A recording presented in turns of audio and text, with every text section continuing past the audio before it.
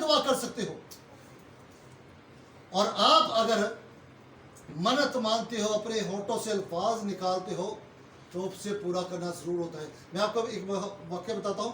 یہاں پھاٹکی میں ایک فیملی تھی, کافی عرصے کی بات ہے. انہوں نے مجھے بلایا اور وہ نے بتایا جی بابا شاہ جمال والا وہ ہمارے گھر میں آئے, لڑکے نے منت مانی ہوئی تھی کہ بابے شاہ جمال سے دیکھ دواں گے تے وہ دیکھ دے کے اسی اور ساری منتاں پوریاں ہون گی تے اسی اندے حضور دواں گے. مگر انہوں نے منت تو پوری ہوگی مگر انہوں نے دیکھ نہ دی, اور جب دیکھ نہ دی تو بابا ان کے گھر میں آ گیا. وہ اس لڑکے کو وہ جب اس سے نظر آیا تو اس نے اٹھا کے اسے بڑی دور پھینکا. گھر والے سبھی ڈر گئے, کانپ گئے اور کہنے لگے کہ خوف زدہ ہو گئے. اور انہوں نے ہمیں جب بلایا تو ہم ان کے گھر میں پہنچے تو انہیں سارا واقعہ بیان کیا. تو میں نے جب دعا کی تو اس شیطانی قوت کو ڈانٹا جھڑکا اور اس نے کہا چل یسوع کے نام سے نکل.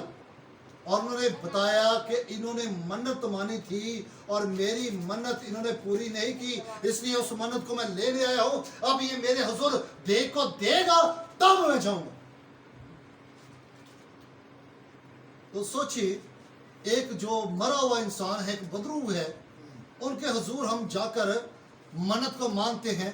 تو جب منت مانتے ہیں وہ لینے آ جاتے ہیں تو ان سے ڈر خوف کر کے ہم دے دیتے ہیں.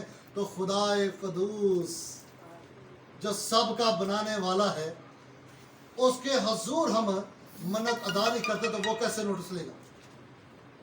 وہ کیسے نوٹس لے گا؟ سنیے گا غور سے. وہ جب نوٹس لے گا تو انسان پھر وہ نہ ڈرتا ہے, کانپتا ہے. غور سنیے گا. تیرا منہ تیرے جسم کو گنہگار نہ بنائے. اب لکھے جب ہم منت مانتے ہیں تو ادا نہیں کرتے تو ہمارا منہ جو ہے ہمارے پورے جسم کو گنہگار بنا دیتا ہے. اور گنہگار جو انسان ہوتا ہے وہ خدا کے حضور نہیں ٹھہرتا, خدا اسے برکت نہیں دیتا, خدا اسے سرفرازی نہیں دیتا, اور خدا اس پر نگاہ نہیں کرتا. یاد رکھیے گا, جب منت کو پورا نہیں کرتا اس پر خدا نگاہ نہیں کرتا, وہ اس کی فریاد نہیں سنتا, کیونکہ خدا کی آنکھ پاک ہے اور وہ بدی کو نہیں دے سکتی, اور نہ ہی بدی اس کے سامنے ٹھہر سکتی ہے.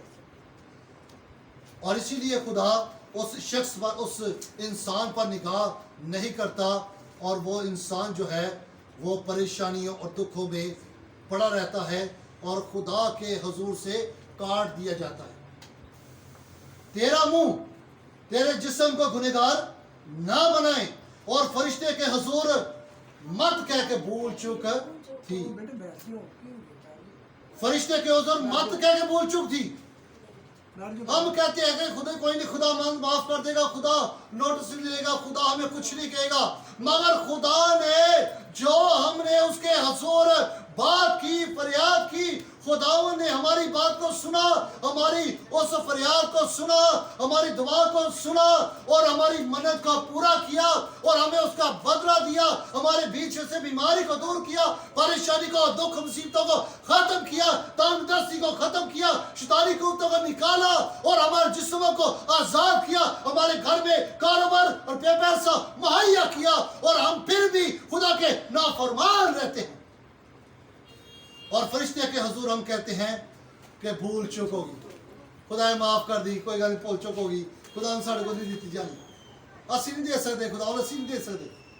تو جب آپ نہیں دے سکتے, نہیں کر سکتے, تو آپ کیوں کہتے ہو؟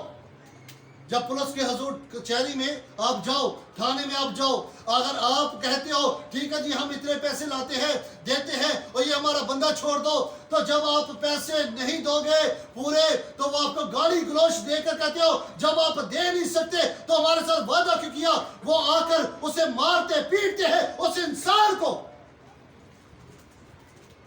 جو انسان ایسا کرتا ہے تو خدا کا فرشتہ اور خدا کیا کرے گا؟